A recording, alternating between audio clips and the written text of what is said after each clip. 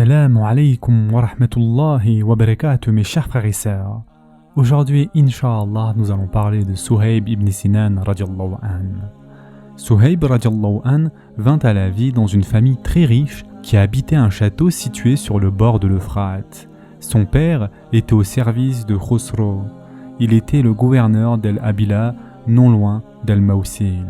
Ses ancêtres arabes avaient immigré en Irak bien avant l'avènement de l'islam. Quand les Byzantins attaquèrent le pays, Suhayb ibn Sinan radiallahu an était encore un enfant vivant dans le bien-être. Il fut donc capturé avec les autres et emmené en terre byzantine où il grandit et apprit la langue byzantine.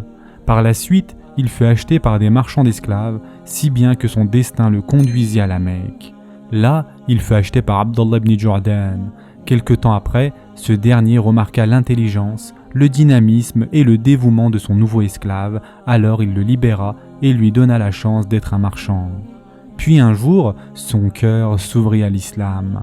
Laissons plutôt son ami Ammar ibn Yasir radiallahu an nous raconter ce jour-là. Il dit « J'ai rencontré Suhayb ibn Sinan devant la maison de l'Arqam, où se trouvait le messager sallallahu alayhi wa sallam.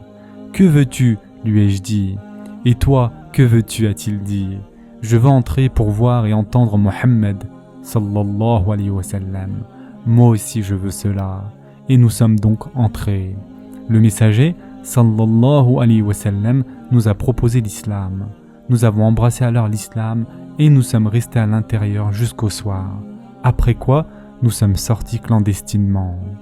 Ainsi, Suhayb radiallahu an avait-il pris son chemin vers la maison d'Al-Arqam, son chemin vers la guidance et la lumière.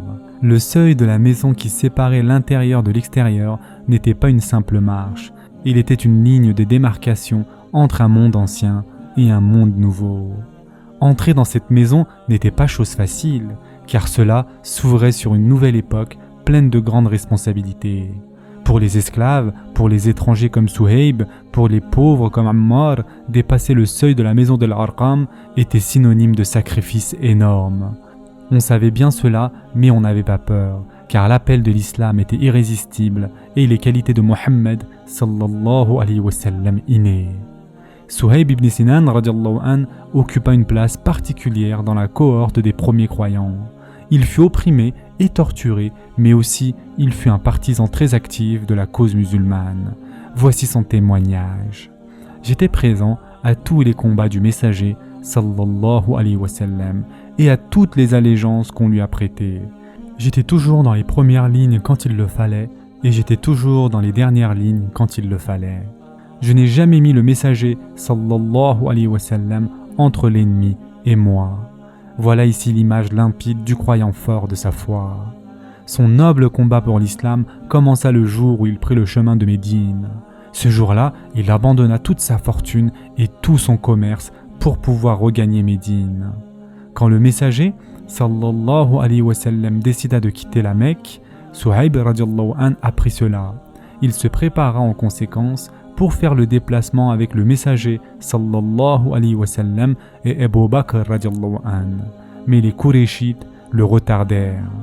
Lorsqu'il réussit à sortir furtivement de la Mecque, il fut poursuivi et rattrapé sur le chemin.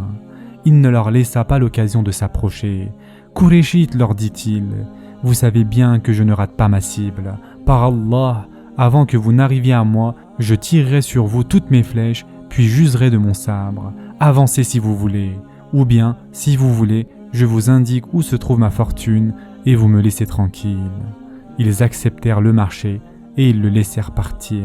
Sans même douter de sa parole, ils le savaient véridique et honnête. Suhayb radiallahu an rattrapa le messager sallallahu alayhi wa sallam à Quba. Dès que le messager sallallahu alayhi wa sallam le vit arriver, il lui dit « La vente est gagnante, Ebu Yahya. La vente est gagnante, Ebu Yahya. » Puis il eut la révélation de ce verset dans le Coran. Et il y a parmi les gens celui qui se sacrifie pour la recherche de l'agrément d'Allah. Et Allah est compatissant envers ses serviteurs. Surat al-Baqarah, verset 207. Oui, Suhayb radiallahu an acheta son âme croyante avec toute sa fortune sans remords. Il voulait à tout prix sauver sa foi, sa liberté de conscience et le devenir de sa volonté. En outre, il était généreux, il dépensait pour la cause d'Allah Azza wa Jal, aidait le nécessiteux. Une fois, Omar ibn al-Khattab radiallahu anhu lui ayant dit « Je vois que tu donnes beaucoup à manger, tu es excessif ». Suhayb radiallahu anhu répondit « J'ai entendu le messager d'Allah sallallahu alayhi wa sallam dire « Vos meilleurs sont ceux qui donnent à manger ». Par ailleurs, lorsque Omar radiallahu anhu fut blessé à mort, il désigna Suhayb radiallahu anhu pour diriger la prière jusqu'à l'élection du nouveau calife. Ce fut un honneur pour Suhayb ibn Sinan radiallahu anhu. Ce sera tout pour aujourd'hui. En attendant, prenez soin de vous mes chers frères et sœurs et à très prochainement, Inch'Allah.